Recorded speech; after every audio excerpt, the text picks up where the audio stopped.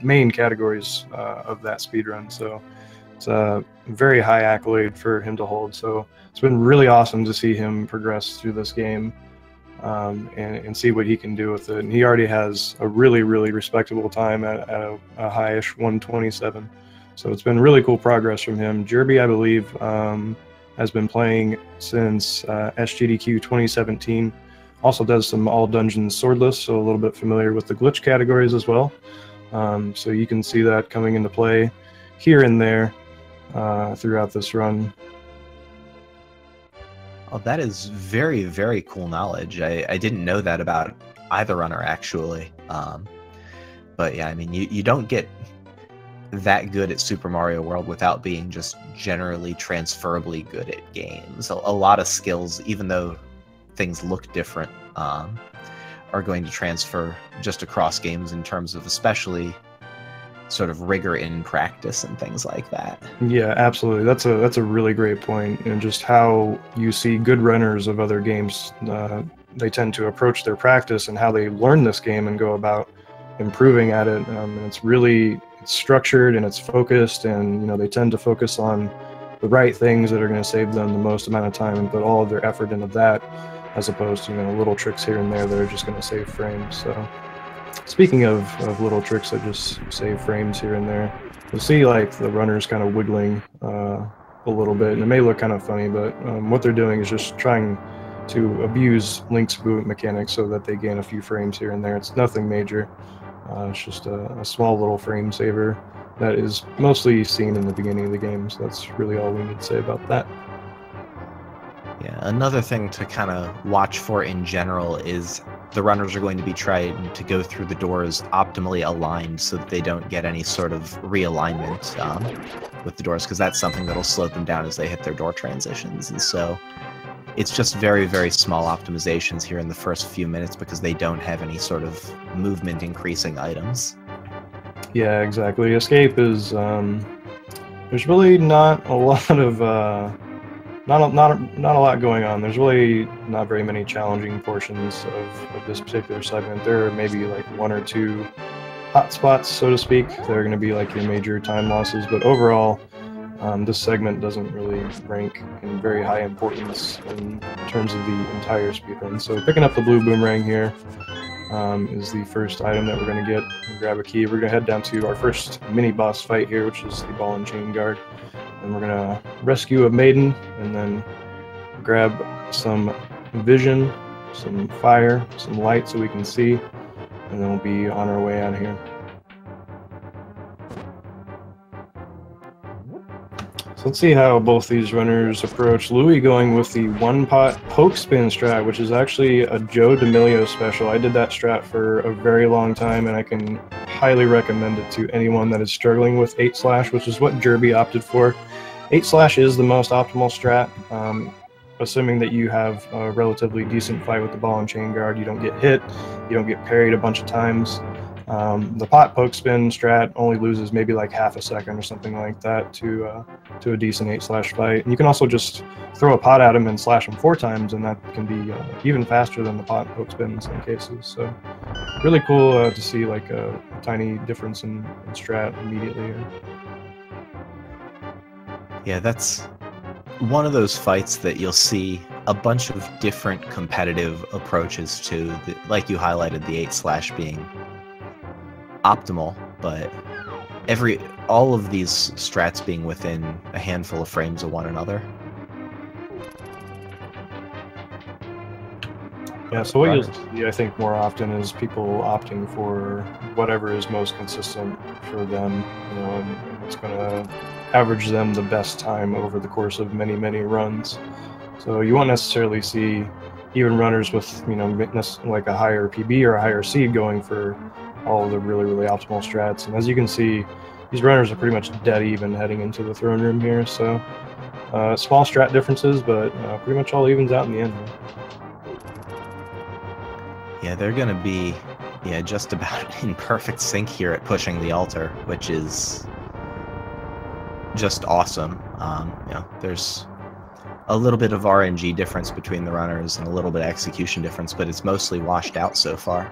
Yeah, and here's where you can see a little bit of the RNG start to kick in a little more. A lot of this section of escape is just reading and reacting to the various enemies throughout here. You can see both of them getting pretty bad RNG with the ropes here.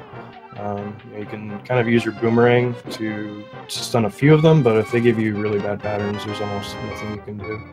But both of them got pretty much the same sort of same level of bad RNG, so again, still pretty even in here. Louis sitting at 1 heart, but I think he'll be fine throughout the rest of the escape. Most things here only do half or a quarter heart of damage anyway. Thankfully, the game is pretty forgiving early on, but pretty another bad small key rat behavior. Yeah, another small RNG thing here is where that key rat can end up. It looked like Louis got the worst one going up to the northwest, and then Jerbie got a decent one. So, interestingly, Louis is at half a heart here, which, assuming he does make it through the rest of this escape and gets out the other side into the sanctuary, he'll actually save a little bit of time in this cutscene coming up. For some reason, something to do potentially with CPU cycles, you actually save a little bit of time if you have 1 heart or less during this cutscene. I think it's somewhere between half a second to maybe like a full second, something like that. So I mean, it's a small thing, but here in the beginning of the game, where everything is just small seconds, that's really all you can talk about. Yeah, with how in sync the runners are, we may see that time save actually. Yeah, there it was. We watched Louis pass Jerbie during that cutscene. Yeah, a little difference in the chest grabs there, but yeah, both runners grabbing the Sanctuary Heart here, which is pretty much one of the best. It's kind of considered a safety item, but really the only runners that you ever see skip it are the very, very top level, 125 level and below usually. Yeah, and I spent a little time talking about this in the previous race, so I don't want to rehash it too much, but I would be surprised to see anyone skipping Sankart in the group phase, just because it's such a valuable safety. Yeah, I think you're right about that, especially in the group stages where you maybe want to play it a little bit safer, just to kind of ensure that you're actually going to get into brackets. But then when you do get into brackets and get up against the slightly better competition, then you're going to want to maybe consider something like that. If we see some 124 players running into one another, I think we'll start to see some Sankart skips. I mean, we've already seen, actually, I'm pretty sure Eddie, Darkmind Demon, skipped the Sankart in his race yesterday, so it's just something that's pretty much baked into his runs no matter what he does, whether he's racing or trying to RTA, he's just always going to skip it. So it can be good to practice that way. If you are using the practice hack, which is a fantastic resource for this game to learn and practice it, you can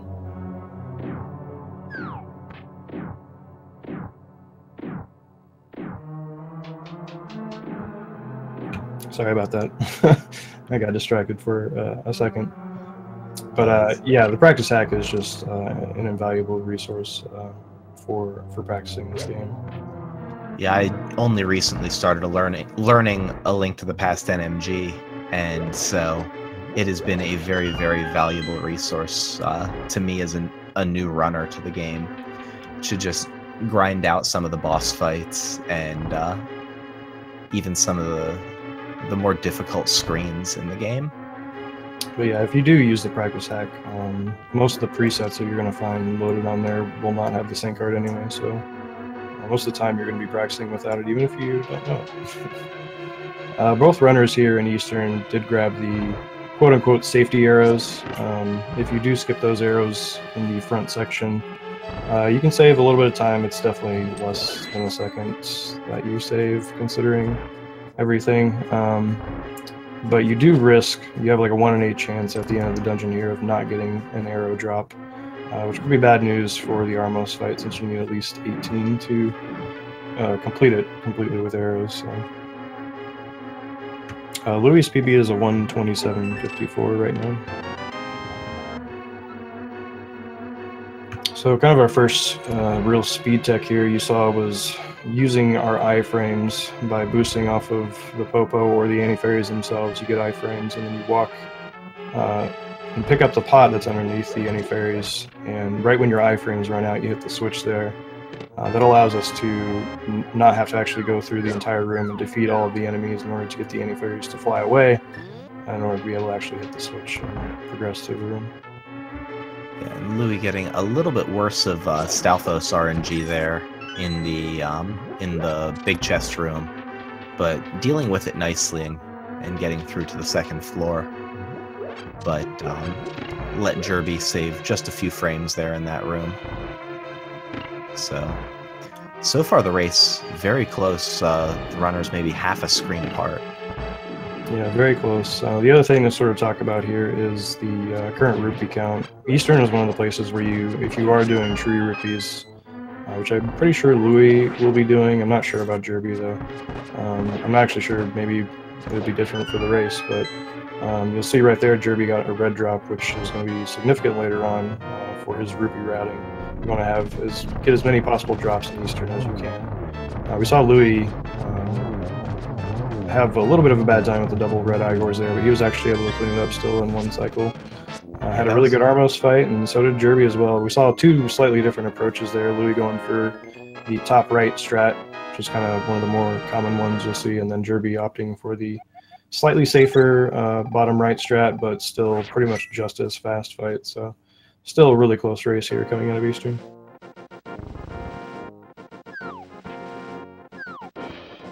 Yeah, you pretty much nailed it there. Two slightly different but both competitive quick kills on the Armos here, and Louis making his way over, going to be the first to get the first major movement item in the game, the boots here from Sahasrara. And that's going to let the runners not only dash, but also activate super speed via spin speed here that we should see from Louis here in this stairwell. And there he goes. That's going to let him run in all directions with his dash speed.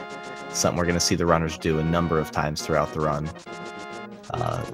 The way that works is, well, not necessarily how it works, but how it is executed, and there Jerbie's getting it, is releasing a spin slash and then tapping A one frame after releasing the B button.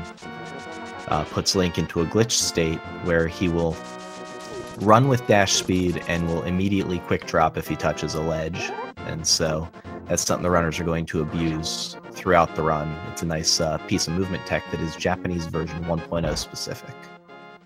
Yep, that's exactly correct. It's another one of the smaller time savers in the run, but it sure does look cool as heck. I think in total, the spin dashes themselves, I want to say, save anywhere from like 10 to 13 seconds or something like that over the course of the entire run. So it's a small thing you'll see on a few screens here and there to save a few frames on that screen. We did see a slight divergence in the rupee routes. Jerbie did opt for the Saha rupees, which is a very, very safe alternative to the tree rupee route, which has some inherent risk to it. It does save about 6 or 7 seconds optimally if done really well. On average, it's somewhere closer to 3 or 4 seconds. So that's just a small difference we're seeing in the routing here. But Jerbie just doesn't have to worry about drops or messing up the tree rupee routing, which we'll talk about a little bit more when we get closer to that portion of the run. But Jerbie's already secure in his rupee routing and doesn't have to worry about anything at all. So that can be a really nice thing. He also grabbed the bombs behind Saha, which is really nice for the bomb routing. I'm not sure if he'll use them on Landmo. That can be a strat that some people opt for as instead of using the arrows, but it can just be nice having those extra bombs in general. Yeah, that's the biggest thing to me, not wanting to give up the Sahasrara closet, is just not having those extra 3 bombs. In addition to insecurity of rupee routing, but at least rupee route has a couple good backups, but having that extra 3 bombs can be really nice. We saw Louis go for the poke dash on the little antlion, and Jerbie doing the same thing. Both runners getting it really nicely.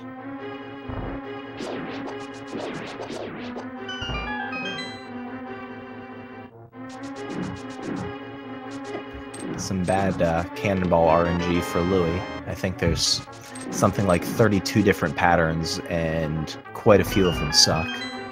And so, Yeah, dealing okay with not it. Quite so bad. The majority of the patterns are good, but they can be somewhat hard to recognize sometimes. But it's pretty close as opposed, compared to the bad patterns that you can get. The bad patterns can be particularly hard to recognize, and actually canceling your dash properly and being able to redash quickly and not get hit again is actually a very, very tight window. So not really altogether surprising to get hit in that cannonball room at all.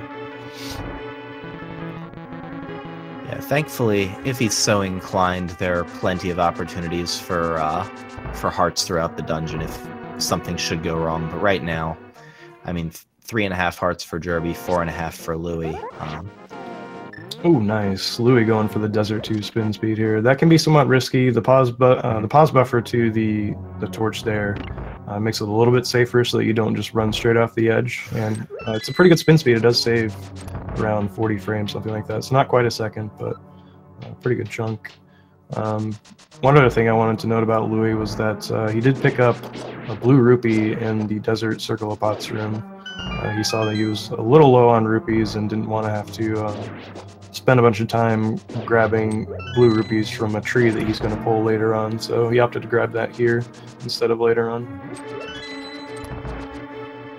Yeah, that's one of the things that players who are using the rupee route are going to be watching as they move through, especially this part of the game, everything up until Palace of Darkness, just to make sure that they're securing their rupee counts and accounting for RNG in the drops when they notice that they may need to grab some extra stuff from pots like that blue rupee there. And speaking of RNG, this landmo fight has a lot of it. Both the direction and the length of time that the landmo is in the air is pretty much entirely RNG, and getting some good hits off of the very first cycle, since it's actually pretty well set, is very important. We saw Louis kind of miss more than a few shots that opening cycle, but started cleaning up pretty well on the mid cycles, and then just finished up the fight there. I think that might have been a late 5, I want to say. See how Jerbie's fight goes. It was a 6. Okay. I think he's on the 2nd or 3rd cycle here for Jerbie.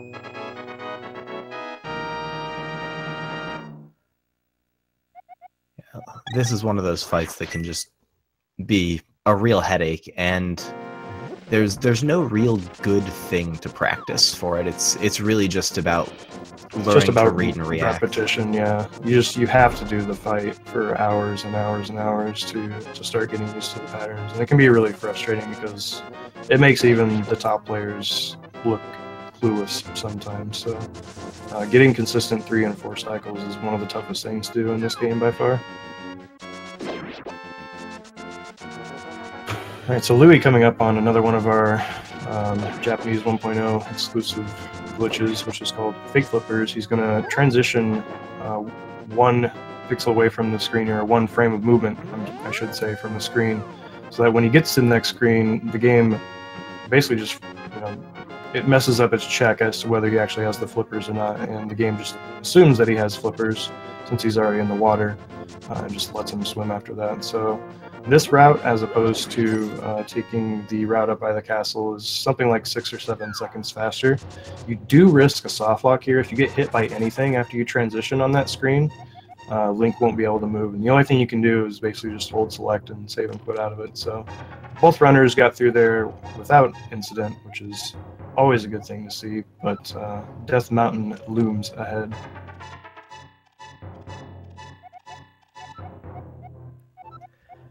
And this walk here with the old man is one of my least favorite parts of the game, just because it's irritatingly slow. But there's, isn't it though? Yeah, there's. Have you ever tried dashing with him? That's even worse, man. it is the worst. So the runners are going to just try and sort of hug the path and keep it as tightly walked as they can. Yeah, and then really the other thing you can do is mash text boxes. Yeah, trying to deal with these boulders in the squirrel while you have the old man in tow can be very difficult. One thing to note, though, since you do walk so slowly, with the old man, you can actually hold your sword out and you won't walk any slower. We saw Jerbie kind of doing that a little bit, and that can kind of help guard you against those squirrels coming at you, and you're not going to move any slower just because you have your sword out. Jerbie getting some rough RNG there from the boulders as he's going to set up his spin speed here, but getting it. But losing a couple hearts on his way up here. Actually, the runners are going to be roughly the same health-wise into Hera. Yeah, walking in with the same HP, it's going to be interesting. I mean, walking in here with more than one heart is a joy, in my opinion. So. Yeah, there's a bunch of ways to lose health in here. Really, the bomb jump being the only way that you're going to expect to lose health, but this is one of those fairly harmless dungeons, but then when things go wrong, especially the Moldorm fight, things can go very, very wrong. Yeah, absolutely. This is kind of one of the first pain points I feel for especially higher level runners, especially.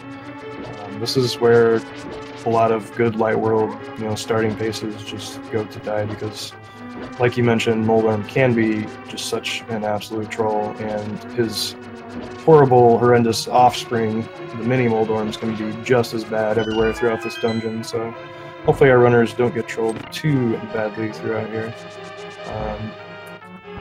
We see Jerbie. How did he get onto the pegs there? Did he use a bomb on the switch? He used a bomb, yeah. Okay, so yeah, that can be, I guess, a good reason to grab those Saha bombs because... He used a closet bomb to get an input break. I don't know if he, I wonder if he menued... When did he menu, though? Because if that costs you an extra menu, you may be losing a little bit of time from it, but it can be pretty nice just to be able to relax and sit on those pegs for a little bit. Louis, going through the beetle room here, sitting at a solid 1 heart, beeping his way through. He's likely going to hit the safety switch here, just in case things go poorly. Heading up to the petting zoo now, which is where the bomb jump of Hera takes place to get to the Moon Pearl. Petting zoo so named, as you can see, because of all these little rascals running around. Luckily, he didn't get ran into by any of them. He was able to grab a heart there, so he can actually complete this bomb jump. What he has to do there is put himself 6 pixels or less away from the edge of the pit there, and put the bomb in a spot such to where it will blast him vertically across the gap there. So, really cool trick there, just kind of an abuse of the game's mechanics to get across that gap here. Jerbie about to do the same thing while Louis heads into the Moldorm fight.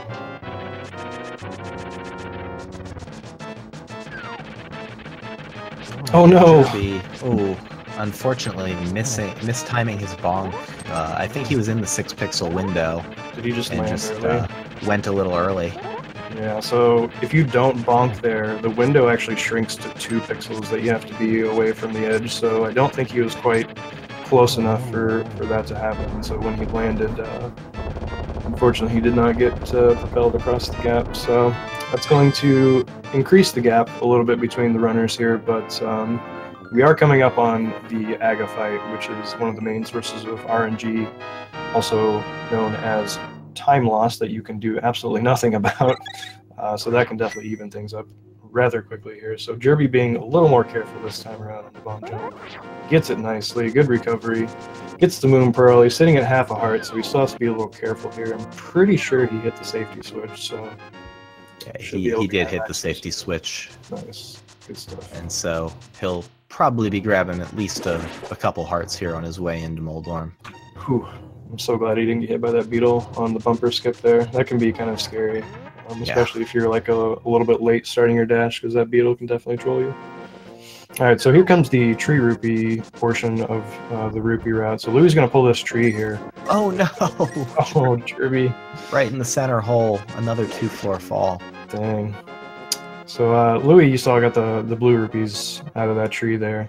What that does is resets a particular value. So now what he wants to do is kill 4 more enemies during this little segment here without taking any damage. If he does that successfully, he's going to pull another tree while he's exiting Lost Woods, and he's going to get 4 red rupees out of that, which are going to give him enough. Holy crap, Moldorm is being such a troll right now for Jerbie. Yeah. Just guarding the entrance to the pit.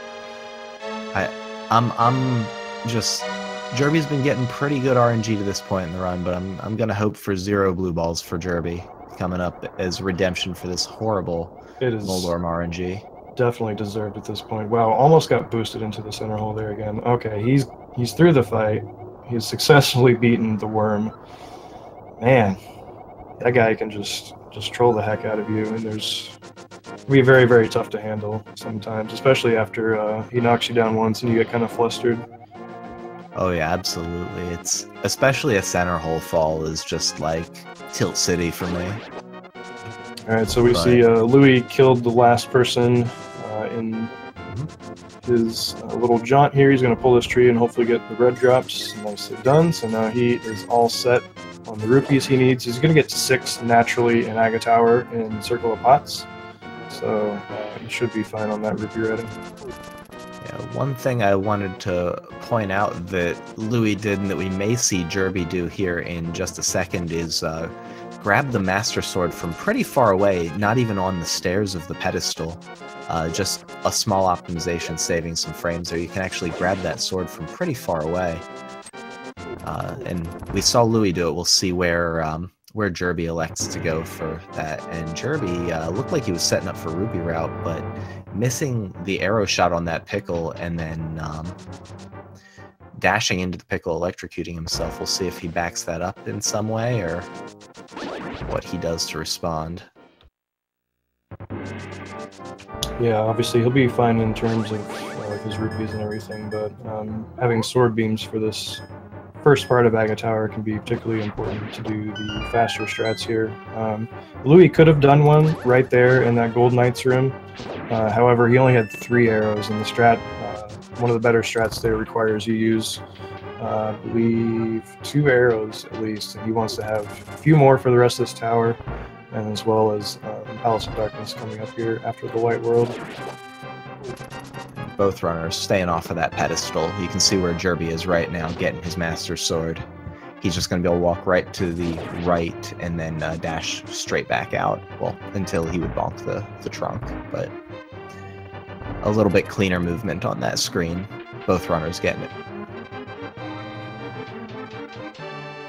I didn't see... this is a very interesting route from Jerbie. Yeah, I have not seen the bully route here in ever, I think. Interesting. So yeah, I don't know if this is actually, is this a bottle and neck grab? Oh, it might be, but it isn't. Okay. No. Just some unique routing from Jerbie here. That's all. He just giving us a little tour of Kakariko and showing off the town a little bit. Seldom seen screens. Yeah, exactly. Here they are. A little DLC content looked at you.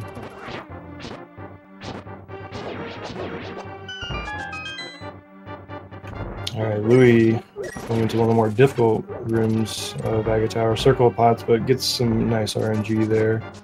Gets to that room cleanly. Did that pot not have arrows under it, the top right pot?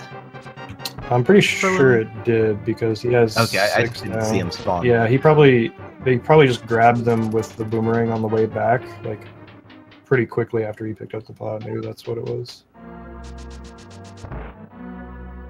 Alright, so Jerbie serving up some Din here. He's also lacking the sword beams and arrow count kind of necessary to go for that. I didn't actually see, did Jerbie grab the mushroom? I'm not sure if he's a powder user at all. I did not notice whether Jerbie got a mushroom. We'll see him probably menu to boomerang here at some point and have to take a look and see. That'll tell us. Sure. He did get the heart and fairy drop from those guards there you saw, so that could come into play later if he is not a user of powder. Alright, let's see how Louis is doing on the RNG fest here. I haven't seen too many blue balls, if any. I think that's the first or second one I've seen. Yeah, that was the first. He won 2 of his first 3 coin flips. Alright, so Chad is confirming that he did pick up the shroom, so he will be getting powder. Yeah, we've seen almost everyone who has picked up the the mushrooms so far go for actual powder, and I expect that we'll see that again. Okay, Louis is getting a few more blue balls here now. This is unfortunate. I think he's gotten past 3 at this point, so he's going to get an extra lightning here. Each blue ball, each lightning phase is around 6 seconds of time loss, so nothing to be done about it. All you can do is just keep going through the fight. Alright, Louis is now done with the fight. I want to say that's 4 or 5 blue balls for him. I think it was 3, but I'm not certain. But yeah, there we saw the arrows on Jerbie's screen for sure. Grabbing the safety pot there, or the arrow pot in the circle of pots room. Yeah. He'll be. If it was 3, he probably would have killed him, or he should have killed him on the first energy ball of that. Yeah. After the lightning. Okay. I don't think he did. Yeah. 3 will give you, yeah, like you said, the first energy ball of after the lightning, the second lightning. Aga will die, so we'll see what Aga 1 has in store for Jerbie. Yeah, he could make up a little bit of time here on Louis with some good RNG. Louis' sword up time there for the light world was 30:45 is what I saw. So we'll be able to get a good idea of what the gap is that needs to be made up here pretty soon. Yeah, that's always a good point to check in as well, just because it's through the big RNG choke point of Aga 1. Some bad teleports here so far for Jerbie, and a blue ball, so... Ooh, so far we're 2 for 2. Alright, so Louis paying off the greedy monkey now. He's getting the bad RNG. No, he got the bad RNG from the moblin there. And so now he's gonna need to collect some more rupees because he needs to pay 10 more to get Kiki to follow him again. So I think he's gonna farm these ropas here. Is probably the best thing to do. If you do stun an enemy and kill it, you are guaranteed to get a single green rupee drop. The ropas themselves are in a good prize pack though that do contain some good rupee drops, so you can risk it whether or not you get that 50-50 on the coin drop or not. So, but that's really unfortunate. This is going to be a pretty significant time loss. Oh, he's got the monkey already, so now he's going to have to drag Kiki around while he farms. No, he got it again!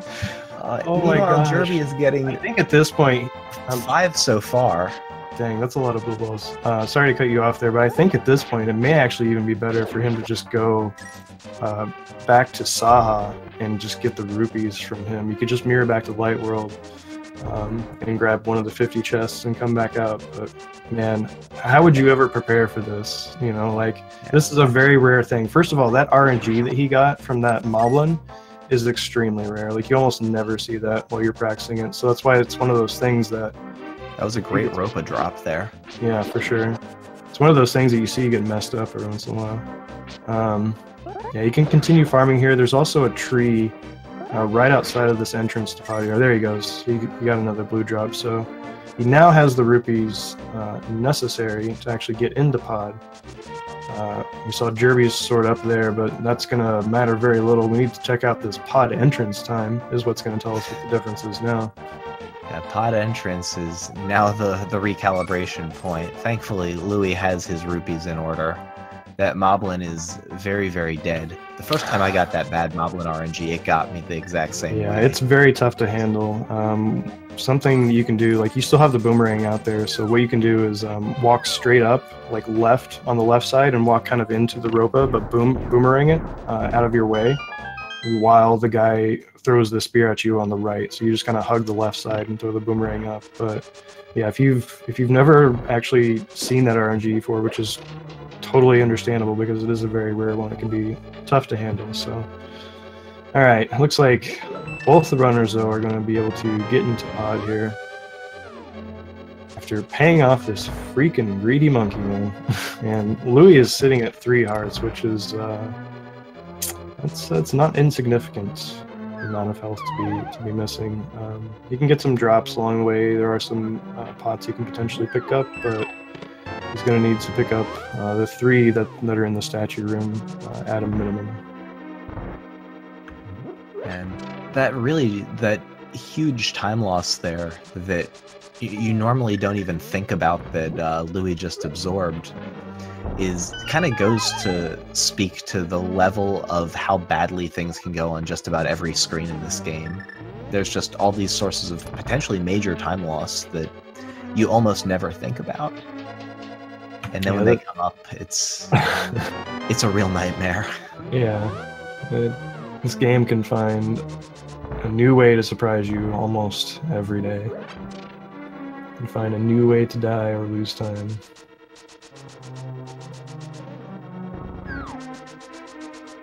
Yeah, so we'll see what the gap is out of pod for the runners, but really just based on the whole Kiki debacle, Jerbie will have made up probably a good amount of time. Yeah, here can be certainly has already another source of time loss or gain. The hammer jump here, which is a very precise trick that requires putting the bomb and Link on very specific Y coordinates to boost yourself across this gap and kind of push yourself into the rail so that we can get to the hammer without having to go all the way down into the basement, grab a small key, and then do the dark maze to actually get to that. So Louis had a pretty decent one there. You did see that he got the fairy drop on the bridge there, which could have some impact for him later on in Turtle Rock, since he will likely not be getting that drop at that point due to the way prize packs work in this game. And Jerbie also getting the hammer jump, only using, I think, the one required pause buffer there. Not going for the 2 bomb strat, but yeah, very nicely executed. It's only one actually made up a little time. But yeah, that fairy actually was a pretty decent thing for Louis to get, given that he was so low on health. He had to grab far fewer hearts there. Down to 1 arrow, so he needs to not miss this shot on the statue. It's not moving at all, but I swear, sometimes it can be one of the hardest targets to hit in this game. that big Igor statue just sometimes has the jukes. Good statue from Louis, and an okay statue for Jerbie. Relatively attractive. I don't mind it. Ooh, okay, so Jerbie's going to be out of arrows here, but there are, 10 in the pots. Yep. Good pickups there. It's always nice to have a good amount of arrows leaving pot here. We see Louis has 0, so he's going to have to hope for some drops along the way, which he can potentially get in Thieves Town, or just get some extra pickups along the way, which are going to cost a little bit of time, but not too much. Yeah, Turtle's going a little sideways for Louis, but recovering nicely. All the turtles ended up kind of at the very bottom of the room. Alright, so Helmosaur fight here for Louis. He needs 17 hammer hits to break off his mask here, and then he's probably going to go for some hammer hits on the second phase as well, which are very precise, but he needs 3 of those and a spin with the Master Sword here to finish off the fight. All while Helmosaur is moving around and spitting fireballs potentially at you. As you see, he gets one there. So since he did get the fireball there, he's going to go for some safer slashes, and then once he knows where Helmosaur is moving, he goes back to the hammer hits. So overall, a really nice fight from Louis there. Getting out of there and still having that amount of health is always a good thing.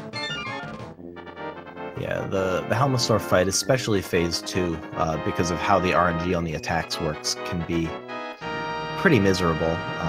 Once the mask is off, he can choose to do 1, 2, or 3 of his 3 types of attacks between charging, tail swiping, and spitting fireballs. And if you get the unlucky 3, it just... good luck not getting hit. Yeah, we saw Jerbie there. He hit his mask while Helmosaur was about to spit a fireball, but he didn't get the despawn because he knocked his mask off just a little bit too soon. But if you do knock his mask off while that fireball is actually coming out of his mouth, it will despawn, so you won't get the separated fireballs to deal with, which can be nice. But Jerbie cleaned that fight up nicely, and both our runners are going to be heading out of pod here. Let's look at this sort up time for Louis. Is going to be 39-14. Jerbie will not be very far behind that at all. No, that maiden does talk forever, but... Yeah, this is one of the longer cutscenes in the Dark World, the second longest at 53 seconds. I wasn't sure the exact total, but I know that it always feels like I'm mashing just absolutely forever at the end of pod. Yeah, pod and swamp are the big ones. And nice screen there from Louis, lining up and avoiding the murder pterodactyl there on that dash. Yeah, that bird can be especially scary. It does 3 hearts of damage, and I think the snapdragon over there as you leave the screen also does a significant amount of damage as well. So definitely don't want to take any of that here on the Thieves Town overworld. There is a backup spot where you can get some hearts before you go in, but obviously that would be a time loss, which these runners would like to avoid if at all possible. And we had a 39.54 sort up for Jerbie on pods, so I think that's about 40 seconds between the runners at this point.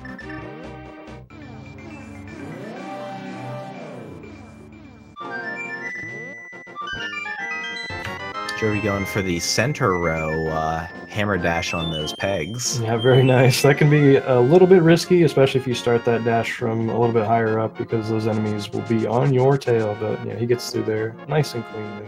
Really cool trick, the hammer dash. It's probably one of the better usages of that minor glitch that you see. All it involves doing is pressing A and Y in the exact same frame, which starts a dash and allows you to use the item at the same time. So the hammer dash is one that we use to greater effect throughout this run because it allows you to actually go through pegs and things. Wow, I don't know that like getting hit by that guard that Louis just got hit by is super rare, I feel. I don't think I've seen that a lot.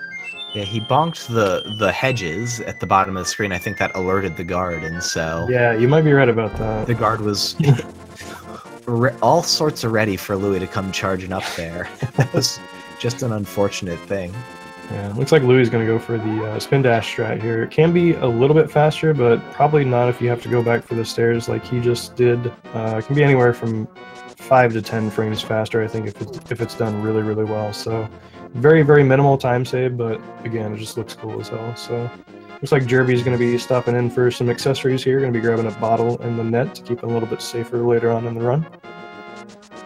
Yeah, and that'll be a time loss now, but potentially a big safety later that Jerbie may want to have. Yeah, can certainly prevent even more time loss in the future.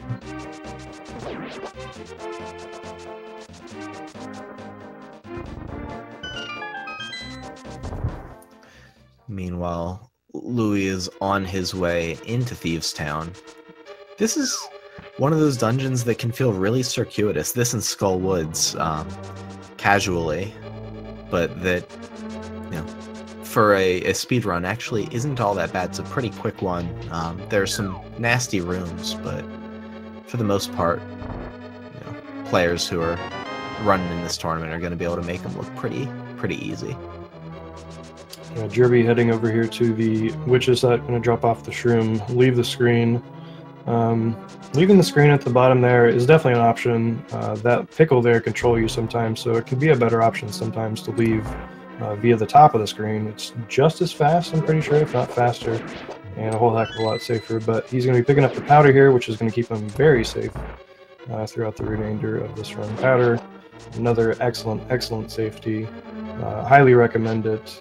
You can definitely get sub 130 with it. It's possible. Runners have done it in the past.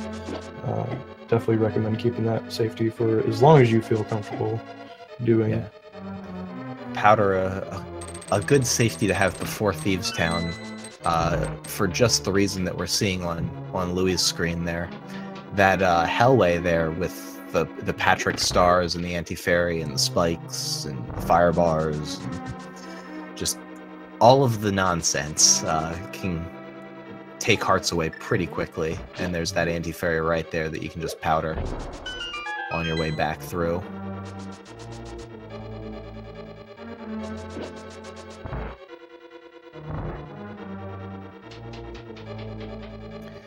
And so we'll see how that goes for Jerbie when he gets there, but Louis does not have that option. Thankfully, there's some hearts to pick up here in the lower part of Thieves Town, if Louis is so inclined, as well as the blind fight being entirely on a script if you execute it perfectly. So Yeah, I think he'll be pretty comfortable with low health throughout here. The red horse head did give him a little bit of a scare as he was picking up that block. He even dropped a heart for him, but Louis says, I don't heckin' need that. Let's just go. He's dashing through the prison.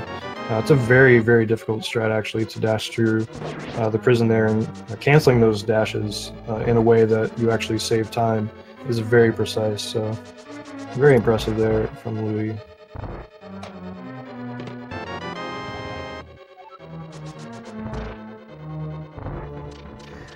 Let's see. Okay, nice job on the screen with the jellies there from Louis, and grabbing that arrow in the top left pot on his way before he goes up the stairs. Yeah, he's definitely in need of arrows here. He's going to need quite a few more, actually, for the rest of this run, so that was a very required pickup for him. Alright, so let's see this scripted fight out of Louis. Blind is all about being in the right place at the right time and having your sword out, and just kind of letting blind do a lot of the work and running into your sword, as you see Louis is doing here. Just all about So positioning, far, so good. being there at the right time. He does a little bit of a bonk there as a timing setup. Gets hit in the third phase, but really that's usually not a big deal since you are in the very last phase of the fight. It's usually pretty easy to clean up, so he does so nicely. That hit only going to cost as much as the heart refill time, which is minor relative to the other concerns that you might have. Yeah, it's only a few frames for each art. Nothing major. Interesting that Jerbie skipped that bomb in the top left of the conveyor room there. I think the only time you actually do pick up that bomb is if you are doing the double bomb strat in the Ice Palace with the bombable floor, so maybe he doesn't actually do that or need it. Usually you want to be leaving Thieves Town here with 6 bombs. So. He did get that arrow drop from the red horse head though, so he's in a really nice spot with his ammo count. Gonna powder the bunny beam here and capture it. Store that in his bottle for later on in case he does go down to one of these bosses or sometime other during his run. Yeah, that's one of the first convenient places to fill up the bottle if you get the bottle in net, sort of concurrently with activating flute.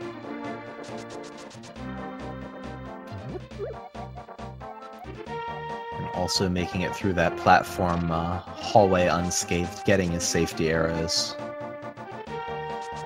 And gonna be on to the blind fight here in just a second. I don't know if he knows the scripted version or not, and so we'll have to see how he executes the fight.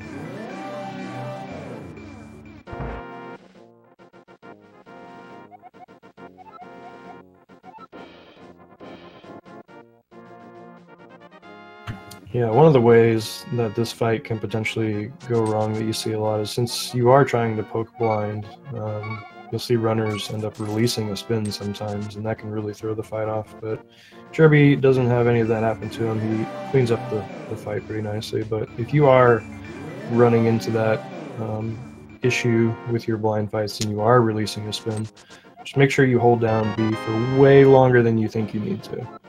Because you have quite a long time before you actually need to re-slash to poke him again, so just hold B for longer than you think and you'll be okay. Louis coming up on super important trick. Crucial Absolutely. Part of the run here. Pressing left knee at the same time. He gets the fence dash. Let's go. Saving all the frames. The most critical trick in the run. Absolutely saves maybe a handful of frames. The hardest part of that trick, honestly, is not bonking on those bushes as you dash left to the house after you get it. Jerbie having a little bit of a bomb crisis, but getting a backup bomb from the bushes. So far so good. And Louis into another objectively worst room in the game here, the statue mummy room in Skullwoods, but getting pretty good RNG, getting what looked like stuck mummy there, so only need to deal with one Gibdo.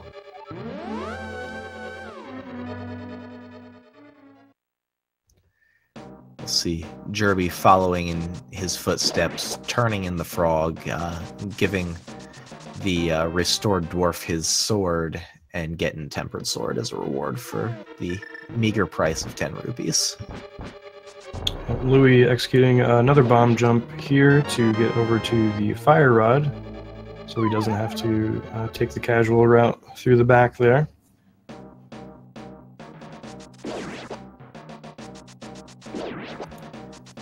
And now he will be on to the back part of Skullwoods. A very interesting dungeon design here that makes dying to Mothula slightly less pricey than it would otherwise be, because you're able to respawn halfway through the dungeon basically, because of its split overworld and dungeon nature. But hopefully the moth fight cooperates for both of our runners today. Yeah, like you said, the moth death is really not a bad one to take. It's one of the least punishing ones to die to in this entire run here, so won't be too bad. The only bad thing is running out of magic and then having to refill that to get through the Mummy Hellway, which we just saw Louis expertly going through. Gonna get the key from this mummy here, and then gonna go fall in a hole and fight a big old butterfly. Very nicely done on the Spike Gibdo kill as well. Both runners getting some bad Moblin RNG on that screen Jerbie just finished up. But yo, nice moth fight out of Louis. Got the double hit off of the start. 2 slashes to finish it off. Very nicely done. That was a textbook moth there from Louis, so we'll see what Jerbie's able to do, if he can match or not, but that was a pretty fight. Jerbie pushing the statue here in what is, in my opinion, the worst room in the entire game. Gibdos in general as an enemy are just trolls. This statue switch combination can just not work sometimes. Just seem to fail no matter what you do. It seems like you can get stuck in there sometimes. So it can just be overall a really painful room to get through. But luckily Jerbie is now out of that hellhole and on to finish the rest of this segment. Nice fairy drop there out of the bush there for Jerbie. Came along at a good time. But my personal least favorite thing about that mummy statue room is the fact that it forces you to actually go through the pulling animation for a substantial number of frames, and there's nothing you can do about it. Yeah, you're right about that. And really the only thing you can do while you're pulling it is to make sure that you're not nudging anything as you pull it, otherwise it just takes a century. But, alright, Louis going through the ice overworld right now. He's on his way to pick up the Quake Medallion from the Catfish while Jerbie's finishing up Skullwoods here.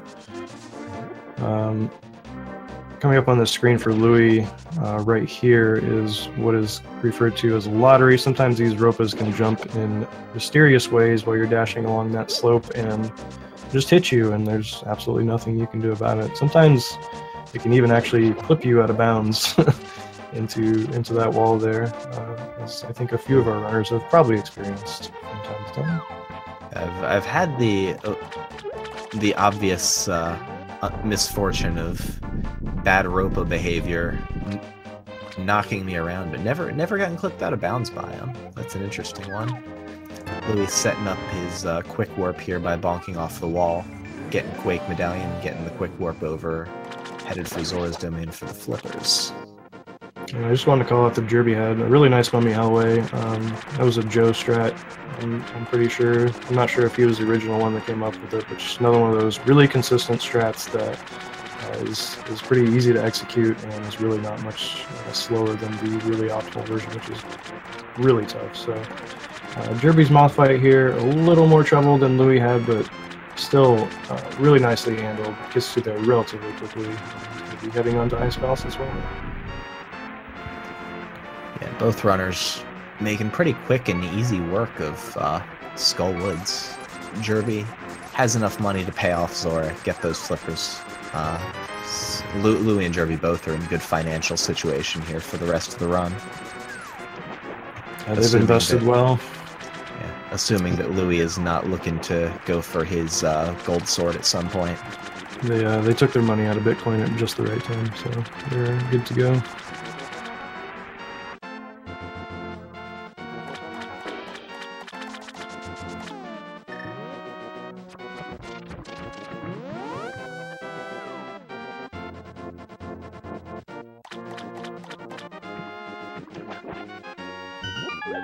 Alright, so Louis was setting up for a quick warp. Did he get it?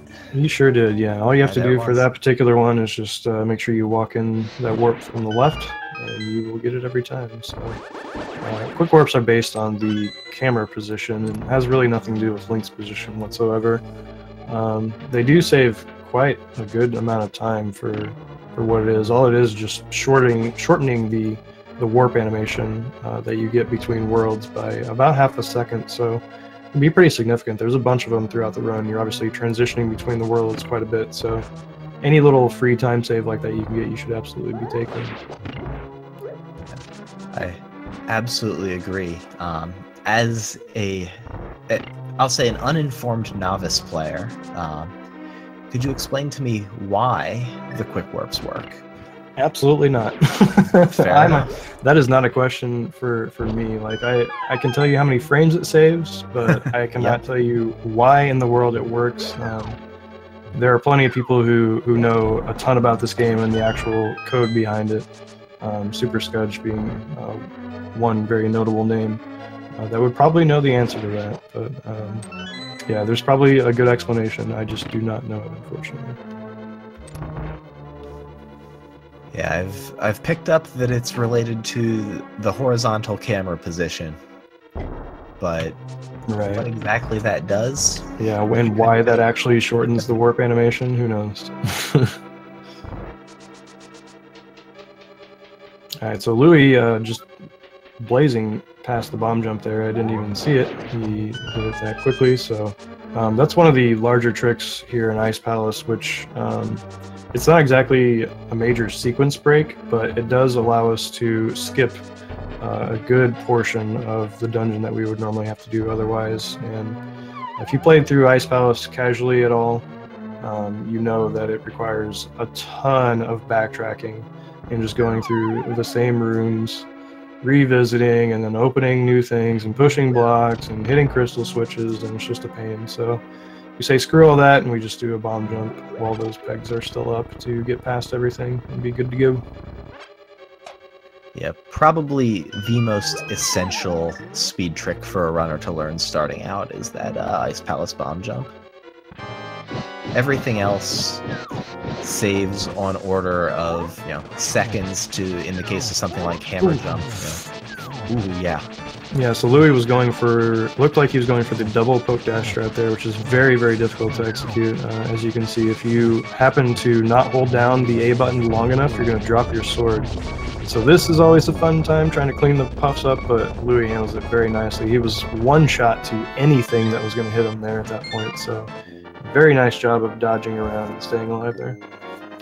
Yeah, I cut myself off there because that got tense fast, which is what happens when Cold Stare goes off script. Yeah, it can be just over in the blink of an eye. He hits you once, and then you get comboed by an ice, and another puff hits you, and you're just dead.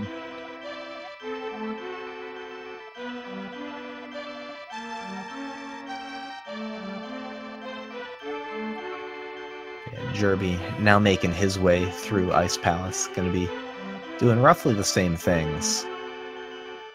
There's not a whole lot of variation in ways that runners are going to do a lot of these screens. Most of them, sort of the optimal quote-unquote strats are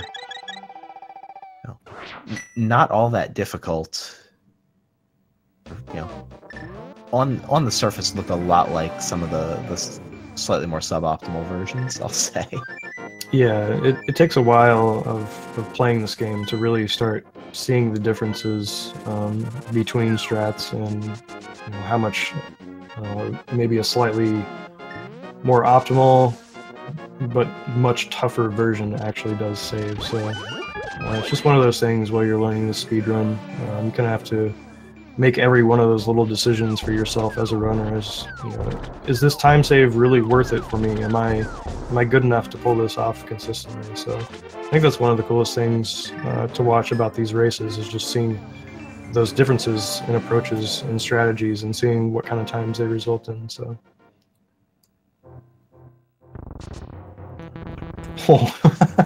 Well, second try mirror blocker race. That's another Japanese 1.0 exclusive glitch where while you're pushing the block in a non-dungeon cave, you can actually erase those blocks by using the mirror while it's in motion. So it looks like Louis had some issues with that first one and was able to get the second one and not have to exit and come back in to reset the room. Yeah, we see Jerbie about to go into Cold Stare also at 8 hearts, and so in terms of puff hits, he will also have 1 to give, and so we'll see what sort of Cold Stare management strat he goes with. I imagine we'll probably see a 6-slash approach. Yeah, he also does have a fairy in a bottle, so if something does go really wrong, you'll be able to recover from that. The most important thing there was not missing any of those fire rod shots. Obviously, you have to connect with all of those to break his shell, and yes, he does go for the 6-slash strat, as you mentioned, and executes it really nicely. Doesn't take enough damage to kill him. How about that? But yeah, it gets through the fight really well. Yeah, the puffs all got sort of corralled in that top right corner, which is what runners are going to be looking to do. And then they just stayed there and got slashed the requisite number of times and all died without getting too crazy. Alright, so Louis now in the Swamp Dungeon. This is kind of a nice little breather, I feel like, in the runs. It's not that, all the rooms are just so much easier or anything. They still take a lot of skill to execute quickly and cleanly. The biggest thing in Swamp is just dealing with all of the little RNG of the enemies that are throughout. You can just get hit, and bounced around every which way in this dungeon. Like, get hit out of your dashes. The movement of these water tektites especially can be quite random at times, so dealing with that can be a little bit tough at times, but overall the things in here don't do a ton of damage, so you're really never at risk of dying or anything. You're just going to take a little bit of damage here and there that may lose you some frames. Swamp is the sort of, according to the game, the second Dark World dungeon that the runners are to have gone and completed, and so when compared to the preceding Ice Palace, it just seems fairly friendly in comparison. Things tend to hit you a little less hard, but there is that enemy randomization, especially those water tektites are so obnoxious. Yeah, for sure. We saw Jerbie there. He bonked on that wall up there, but didn't get the same normal recoil that you expect. I believe that's a product of that mirror block erase glitch happening. But once again, that's something that I cannot actually explain why it occurs. But yeah, if you bonk in any of those directions, I think there may be one direction where you don't, but you don't actually take any of the knockback from it, and it's really weird. Louis just getting the hook shot over to the small key is a nice little optimization where if you rub up flush to the statue before getting hook shot out of the big chest and then walk down and right on a diagonal input from there until you stick on the wall, you can just hook shot straight to the right twice, lifting a skull pod in between and get right over to that small key pot. Yep, exactly. So Louis here, we saw he picked up some arrows in her pot. He also got a bomb drop, which is pretty important. He wants at least 2 bombs, and at best 21 arrows would be a really good number leaving here. And you saw right there some of the the bad RNG that those water tektites can give you. That room in particular is frustrating because there is no single strat that works for that room that actually covers every RNG. As far as I know, and as far as like I've asked several other like good runners of the game, and they're just like, yeah, man, I don't know, it just happens sometimes. Video game. So Louis going into the Argus fight here. Looks like he's going to be going for the zero cycle strat, which involves doing a hook dash to get into a glitch state. Nails it. That's beautiful. Destroys all of those puffs before Argus can even do anything about it. Gets the quick kill with the fire rod. That was sick. Nicely done, Louis. Yeah, that's a beautiful fight when it goes off. I think that is, in my opinion, the hardest quick kill. It's extremely difficult, yeah. I mean, getting the glitch state itself, like anyone can hook dash, right? You just press A and Y at the same time. But do that while you're holding your sword out, while you're moving towards Argus, while he's moving towards you at some random speed and interval, and you have to kill the puffs in a very specific order so that you don't get bodied by Argus and have to reset your hooking, because the rehook of that has to happen within a very, very specific window of frames after you kill a puff. So definitely one of the most difficult quick kills to pull off in this game. Very impressive. Yeah, that's the thing that I think is maybe least appreciated about it, is that even if you get the glitch state, even if you start hooking those puffs, you can still lose your sword out if you aren't hooking at the sort of in the right window. And getting all of the puffs is quite difficult. So it was very nice to see. We've seen quite a few runners get that so far in the tournament. It's just so many players who are so good at this game. I've seen so many people going for it, and it seems like there's a wide variety of skill levels even that are going for it. I mean, it's one of those things. You know, the zero cycle itself maybe saves like 6 seconds. You know, the fire rod kill is maybe another second that you save from it. So I mean, it's a relatively small amount, but I think it's just one of those things that people look at and they're like, man, that is just so cool. I want to be able to do that. You know, I want to spend time learning how to do this fight and look that badass. So I definitely don't fault anyone for trying it out. You know, the worst thing that happens usually, like if you're relatively good at it, is you can get, you know, a one cycle fight still where Argus doesn't move if you're good enough at recovering, you know, if something goes wrong during attempting zero cycle. And you can get, you know, a fight that's going to be even with the normal strat. So definitely a really cool thing. I encourage people to play around with it at least, and just to, you know, even just to experience just how difficult it is for yourself.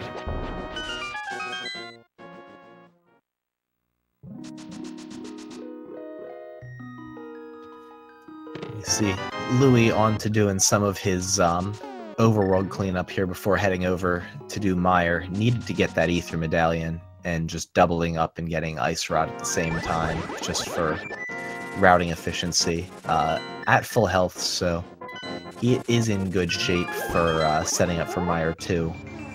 Hopefully Meyer entry goes well. We see Jerbie going for a more conventional Argus, just kind of hook and slash kill on these puffs.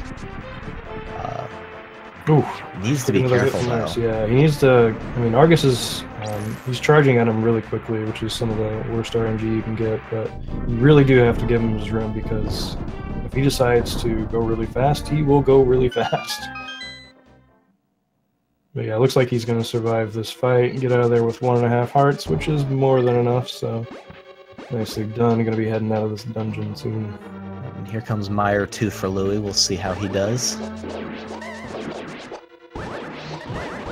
Nice, very well handled. The main thing there is one cycling those wizard robes, so he definitely did that and gets out of that room nice and quickly. Yep, let the one Popo live there until the very end, but cleaned it up nicely. The Popo didn't run behind the statue, so went a-okay. Yeah, that one Popo can be a little shy sometimes. He likes to hide behind the BMOS, and you can't get to him. It can be a little frustrating, but just gotta coax him out. It's absolutely possible for Jerbie to make a comeback. Anything can happen, as we saw, especially in the last race. All it takes is just a boss death to even things up. So, if y'all missed the the Willard Zatox match. I'm not personally going to spoil anything, but I encourage you to check the VOD out. It was worth the watch. Yeah, so let's check this Torches time here for Louis, 109.31. So I'm going to guess that he's going to end up...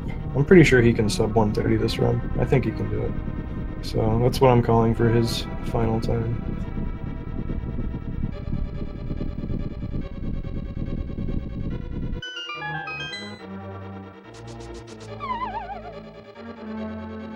I'm a greeting card. The reason that we chose this tournament format and style was to ensure that at least everyone in the group stage got to race 3 times. And then we are absolutely trying to restream as many of those as possible. This tournament is more about, you know, participation and everyone, you know, having a good time and enjoying themselves. And if people want to be competitive with it, you know, that's great, and we definitely encourage that too. But mostly it's just about having fun. So we chose this format so that people would at least get to, you know, race a variety of different runners at different skill levels, and, you know, get some, hopefully some good restream time, you know, some good commentary and stuff, and I hope that everyone has a good time with it. I echo that entirely. I think that everyone's in this tournament for, you know, a slightly different reason, but almost all of us are in it for fun. And you know, there's the fun of competing, fun of seeing yourself improve, getting feedback from commentary, and allowing everyone at least 3 opportunities at that is one of the really nice things about this group structure.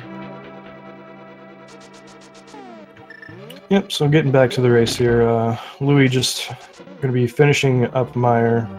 He's good on ammo count, he's good on health. The strat that I'm pretty sure Louis will be going for the Vitreous kill is the WQ Vidi strat, where optimally you take 4 hearts of damage while doing 3 spins, and then finishing off, you know, the last few eyeballs with either some slashes or, you know, some more arrows. You see Louis here depleting his last bomb so that he gets the free menu over to the fire rod, so he can hit that crystal switch a little bit faster without having to actually walk all the way over there. Just another one of those small little optimizations. It's a cool thing that's built into the item routing for this run. So gonna be heading into the Vidi fight, so let's see how he does here. Jerbie passing on the bird toss. Good man. Saving the frames. Looks like a little bit of a interesting Meyer 2 strat there, but it looked like he had a way for a consistent 2-cycle Wizrub, so nice Vidi fight by Louis. We got what is known as the 0 cycle there, where Vidi did not even shoot any lightning at all at him. Definitely one of the best fights that you can get on him, so very well done. He took almost no damage whatsoever. Just textbook execution there.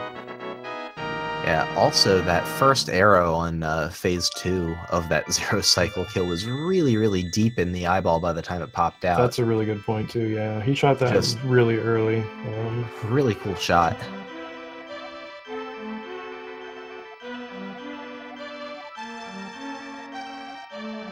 Alright, so Jerbie's going to be coming up on the Meyer torches as well.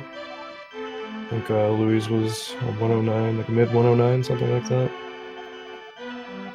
Jerbie's going to be somewhere around 4 minutes, maybe a little bit less behind. But yeah, just a boss death here or there can definitely even this up really quickly. Yeah, both runners, I think, relative to their PBs and what you could expect from a tournament, performing very well. I think, yeah, absolutely.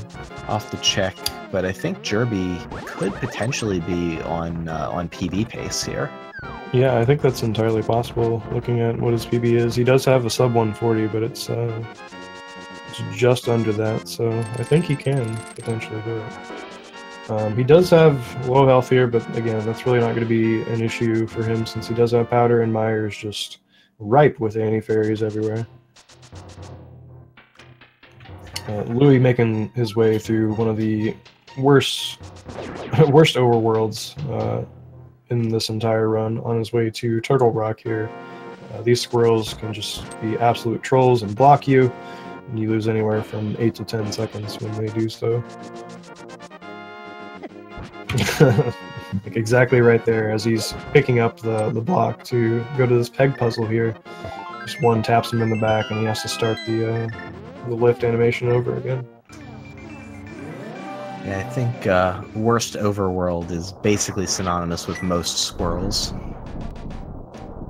There's just not a lot you can do about those guys. Those dead rocks are just jerks, but made it through. Gets Turtle Rock open, see if he got no Quake Dash. Okay. I think he did. What he did there is actually he did get the Quake Dash so that he got the glitch state, but he just came off the stairs diagonally so that he didn't actually get the super speed.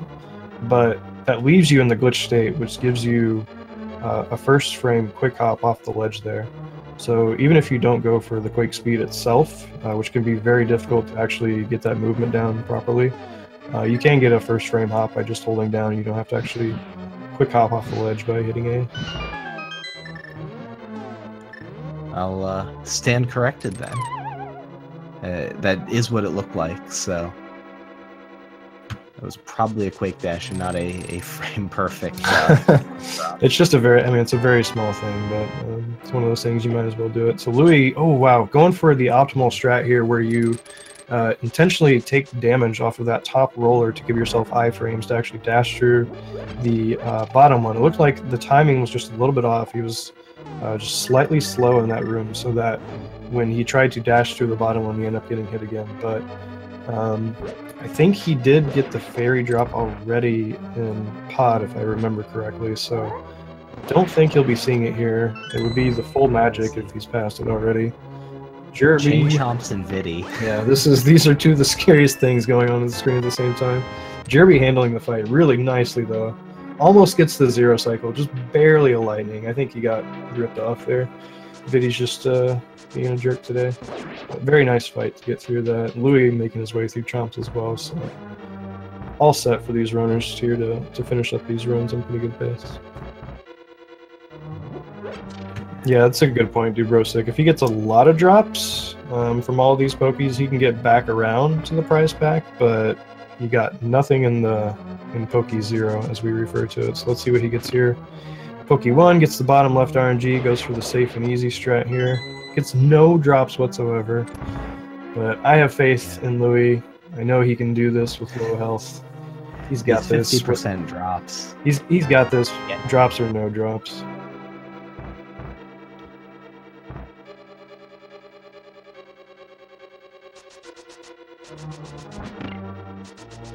Interesting enough, those floating skeleton heads, I'm pretty sure, are in the same prize pack, so I suppose if you were absolutely desperate, you could try to kill those guys, but you may end up just taking more damage by doing that, because they do 4 hearts as well. Pretty much everything in T-Rock does 4 hearts.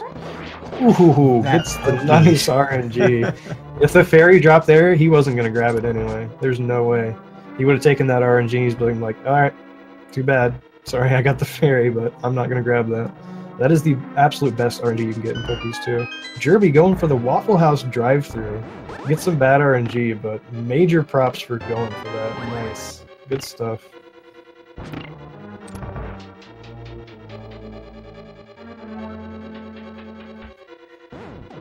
Getting a little wrecked by squirrels there, but making it through. Hopefully the ones up top at the top of Death Mountain don't troll him so hard. Alright, so this is a pretty crucial moment coming up here for Louis. He is sitting at 4 hearts, and he's going to be coming up on the laser skip. And the laser beam itself does 4 hearts of damage, so he's going to be at 1 shot if he doesn't hit this. It's a very precise set of pixels that you have to dash on here. The beetle trolling him a little. No! He was trying to get the beetle out of his way and release a spin and got knocked back into a laser. I have definitely died that way. It is not fun. Now he has to start back at the start of Turtle Rock, and Jerbie is just opening Turtle Rock, so we officially have a race going on. Louis is going to be a little bit farther ahead still because he's already completed a good portion of Turtle Rock, but this gives Jerbie at least a fighting chance to get back in there. Yeah, it's because of all the things being done already in Turtle Rock, not as close as it may at first look still, but that is a big time loss. Needing to go back all the way to Laser Bridge. Yeah, so Louis, having already gotten the big key, he can just bypass the bottom pipe here and take the top one back through double pokies to finish out the dungeon. So Jerbie obviously will have to complete that for the first time. Louis gets pretty bad RNG, but man, very nicely handled to still get the double spin on that. It looks like he has practiced all 16 of those RNGs. Shout outs to Blunt Bunny for making a hot tutorial video to teach all of those. That was very well handled. Yeah, making both of the sets of Poke RNG, both the optimal and a very suboptimal one, look equally beautiful.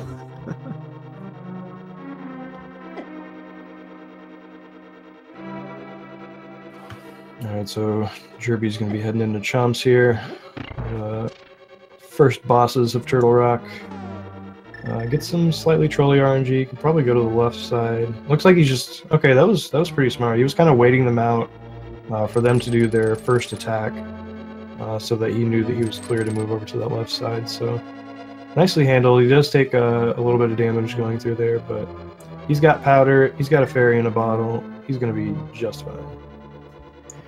Yeah, Turtle Rock, one of those places where taking that powder safety can really, really pay off. There's anti-fairies in so many of these different rooms. Okay, second try at laser skip for Louis. No problem whatsoever. That's how it's done. Nailed it.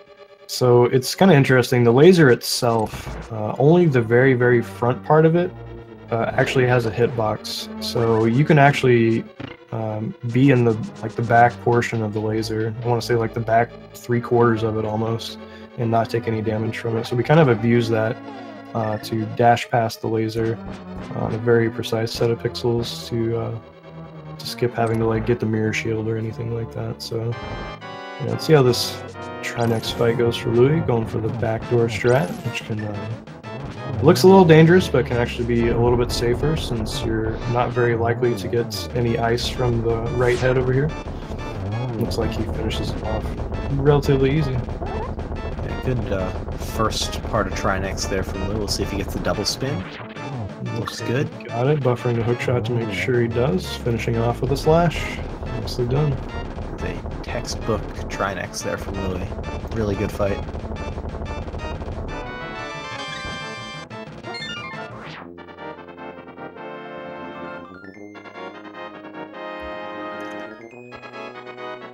And so yeah, Louis, I think sub 130 is dead at this point, but still on pace to get a pretty good time. Yeah, definitely. I mean, any race, and especially a tournament race where you're being restreamed, lots of people are watching and chatting and stuff. It can be nerve-wracking for sure. I think Louis has handled the pressure very, very well in recovering. It can be really easy to just tilt away after that death and not recover at all. I've definitely done it a number of times myself, but hanging in there and giving us a good show here for the end.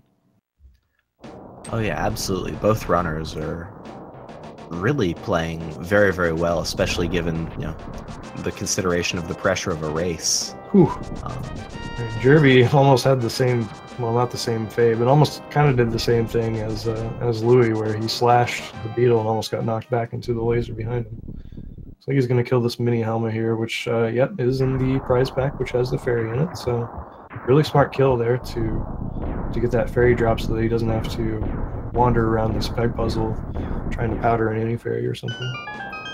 Yeah, very good observation by Jerbie. I would not have noticed that.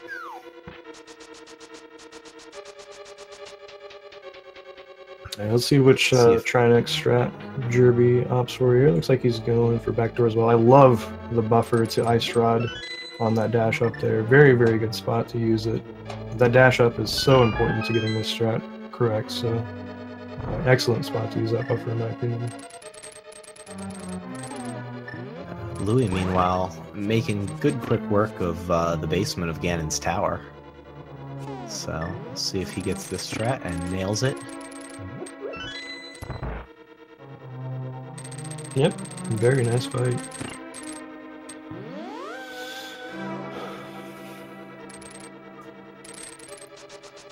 Let's see how Louis does as he gets over toward Ice Armos. His ammo, not quite what it needs to be, but there are multiple opportunities to get arrows on the way over, so we'll see which ones he takes here. Yeah, there'll be a 5-drop that he will naturally run into when he bonks over the pot here on the invisible maze floor. So yeah, he'll be good for the Ice Armos fight, and he's got exactly 1 bomb, which is all you need and all you want. Yeah, one 5 arrow drop gets him to 21, so he'll have 3 after an optimal Ice Armos, and of course he'll want 4 for the rooms upstairs, and so we'll see if he takes... well, it looks like he may be taking the 10 after Ice Armos here by the big key. Yeah, absolutely should be. You're going to want at least 4 for Mimics 1, and then you'll want 8 for Mimics 1 and 2 if you don't get any drops, and then you'll want probably at least another one for the start of Gauntlet. So definitely if you have less than 9, I would say grab that chest behind Ice Armos every time. Sure enough, there it is. He gets his up to 13, so now his arrow situation is A-okay. Alright, so we are coming up on the Mimics rooms here in G Tower, which are some of the most difficult rooms to optimize in the entire game. Opting for the Joe D'Amelio strat, one of my favorites. Fantastic strat, very consistent. Doing the Blunt Bunny strat in the second room, very nicely handled. Those are some clean Mimics, very consistent, very fast. And jerbie choosing to take the torch key here in the basement, something Louis skipped. We'll see Louis have to get either the mini Helma key upstairs or the chest key as a result, whereas jerbie will be able to skip both of those if he's so inclined. Oh yeah, that's a good point. I didn't catch that off the beginning. Yeah, that's probably one of the main differences you see between runners in terms of key routing in here is which one of those you grab. The time difference between all of them is very, very negligible. We're talking about frames, between each of them, so it's really not a big deal which one you take. It's just about which strat you're more comfortable with. So Louis making his way through the gauntlet here, which is just pretty much an RNG fest of rooms that are covered in every single sprite from the game, it seems like, and ice too. But Did you catch that from jerbie with that boom dash? No, I didn't see that. Where was that? In the double switch room, he hit the switches 3 times total. I'd never seen anyone do that. That was a really cool strat. Yeah, there are a few boom dash strats in that room. I'm sad I missed that, actually. I'm going to have to go back and watch that. That's really cool he did that. That's awesome. Yeah, I've literally never seen that before, and it was super, super cool looking. Speaking of cool looking rooms, we have these Wizard rooms here using the Cane of Samaria to finish them all off in one cycle. And Ganon's Tower is just the absolute best. I gush about it every time I do commentary, but I love G Tower so much. It's just a really, really fun culmination of all of the execution you've gotten to build up in terms of item acquisition over the course of the game. Yeah, I love Ganon's Tower. I think it's great. That's a great word, culmination. It's definitely all that. You get to show off everything that you've learned throughout the run, all of the techniques, and like you said, all of the items and everything get put to their optimal usage. So it's a really, really fun watch, especially when it's done well. Both these runners are putting on a really good show right now. Yeah, echoing that, if you guys are enjoying the show these runners are putting on, definitely go give them a follow. They're putting on a really nice race right now, and I'm sure they'll do plenty more like it in the future if you're enjoying this. Yeah, so we got the Moldorm refight here. One of the things about Ganon's Tower is that you refight all of the Light World bosses. So we've already seen Armos on ice, and so now We went through Landmo 2 earlier after the gauntlet, and now we just finished off Moldorm here. So that's the final little progression until we get to revisit Aghanim here. We're going to have 3 of them this time to fight. The 2 clones of himself are always going to fire energy balls, but the main real version of Aga is going to alternate between doing an energy and then 2 50-50s between an energy and a blue ball, and then another energy. So you need 6 hits in total to finish off this fight. The best fight you can get, obviously, is a 2 cycle. That is reliant on winning that 50-50 with the blue ball. So we'll see what Louis can pull off here. Looks like that was the 3rd cycle. We're on to 4 and getting it 2-1-2-1. Not bad at all. I'll definitely take a 4 cycle every time. 3 cycle is a very, very good average to shoot for. 4 is still really good in my opinion. But once you start getting past that, the time loss starts adding up, and the fight can get really, really out of sync too. So we got Louis heading into the Ganon fight while Jerbie is finishing up the gauntlet. Powder's the anti-fairy there, and now heading into the Landmo refight.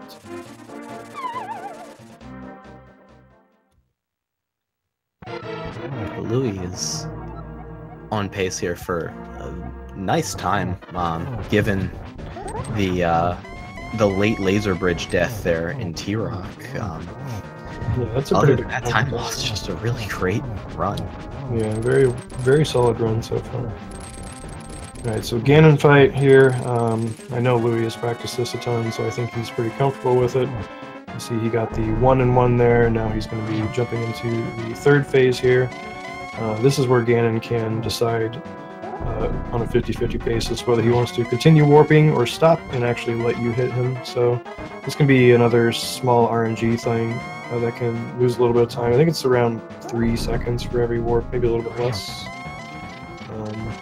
But after he gets through this 3rd phase here, he's going to be shooting for the torch glitch, which involves lighting the bottom left torch there. Speaking of torches, Jerbie taking a fall, it looked like, in G-Tower torches too. But you saw Louis there relight that left torch after it went out, but before the right one did, so that allows him to keep at least 1 torch lit the entire time, meaning he only has to light this one. Luckily, it looks like Jerbie was able to make his way out of that G-Tower torches 2 room. It can be scary if you have low magic there. It's not an easy one to recover from at all. Yeah, Louis doing a nice job trying to get 3 spins in per cycle here on Ganon. Having a little bit of trouble with that one pretty bad Ganon position, but otherwise, really clean fight. Yep, finishing off phase 4 there, killing Ganon. GG to Louis. He'll be taking down this race versus Jerbie. Looks like his final time is going to be a 1:32.26. Well done. Nice run, man. Meanwhile, Moldorm 2 being a little bit of a jerk to Jerbie, but GG to Louis there. Finishing up, let me get his official race time here. Yeah, Louis is finished with an official race time of 1 hour, 32 minutes, and 28 seconds, according to speedracing.tv. So, GG to Louis. You see Jerbie coming up on his Aghanim 2 fight. Going to be doing the same geometry dance here that we just saw Louis do. Hopefully we get some good patterns. And a first round double for Jerbie. See what he can do with round 2. Ooh, even with the blue ball there, the bad RNG, but getting a double there in round 2. I think that one only counted for 1 there, but a nice round 4 lineup sets him up for a clean 4-round fight. Yeah, that's one thing about Aga 2 is that if you do happen to connect a few of those energy balls within a relatively small window within each other, only one of them is going to count, unfortunately. So even though it sometimes looks like all 3 of them or 2 of them may hit, it only counts for 1 hit, so that can be pretty frustrating sometimes. Yeah, and what I'll say is, even though Louis has won the race, let's cheer Jerbie on, because He is on a sick PB pace right now. His PB being 2 seconds below 1 hour and 40 minutes. Yeah, this is a huge PB. If he has a decent Ganon fight. That's the thing about doing the Tempered Sword version. Until you get pretty good at the 1-on-1 and then handling phase 4 to get 3 hits or at least 2 every single time that you light, it can be kind of difficult to actually save a good amount of time with your Tempered Sword Ganon fight. But it looks like Jerbie smartly is playing it a little bit safer here.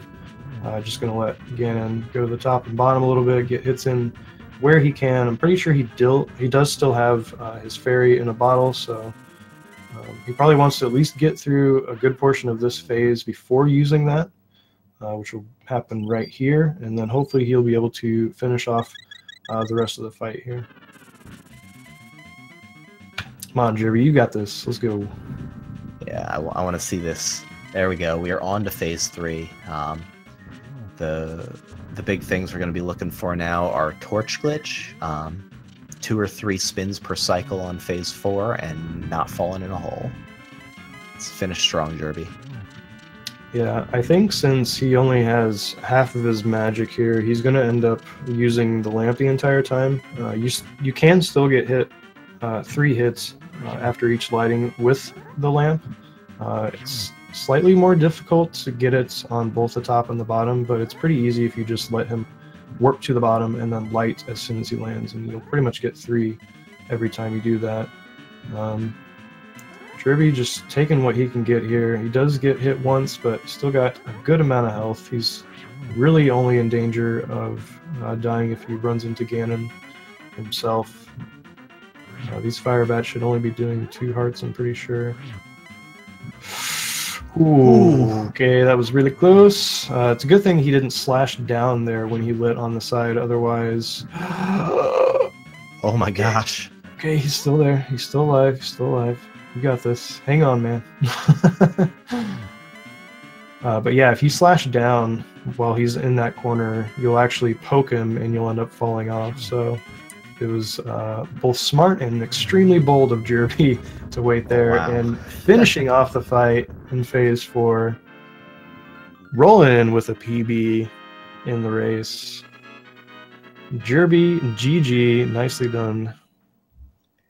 Yes, there it is, GG Jerbie, finishing with an official speedracing.tv time of 1 hour, 36 minutes, and 53 seconds, skipping the 138, skipping the 137.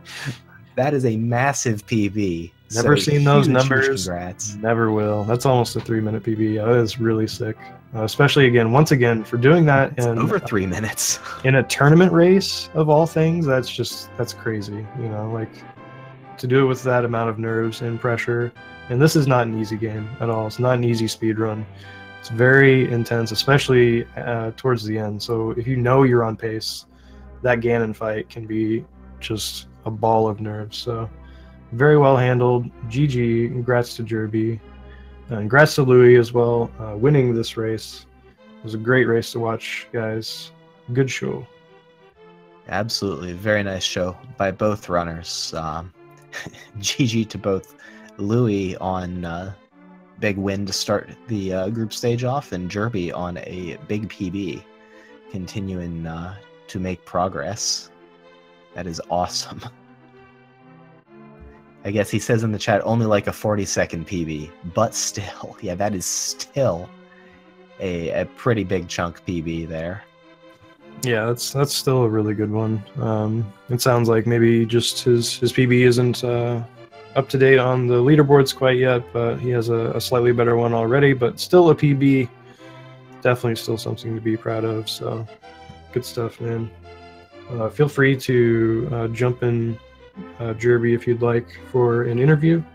We can drag you into the commentary channel, Louis as well. Totally up to you guys if you'd like to do that or not. No big deal either way. So we definitely have more action, more ALTTP NMG races coming up in just a little bit here on Speed Gaming. We're going to have Josh RTA versus MChan338 coming up next. That is going to be a really fun race. I'm looking forward very much to the commentary on that by our very own Metatron and the one and only Mutski. It's going to be a really fun one to watch, so please stick around for that.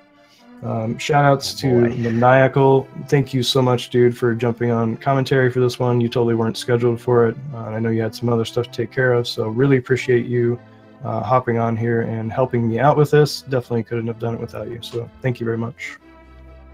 Hey, man. I am so happy I was able to join. Thank you for having me, Greenham. Glad we were able to take this one down. This has been a lot of fun doing that back-to-back. I think that's going to probably do it for me for commentary for today.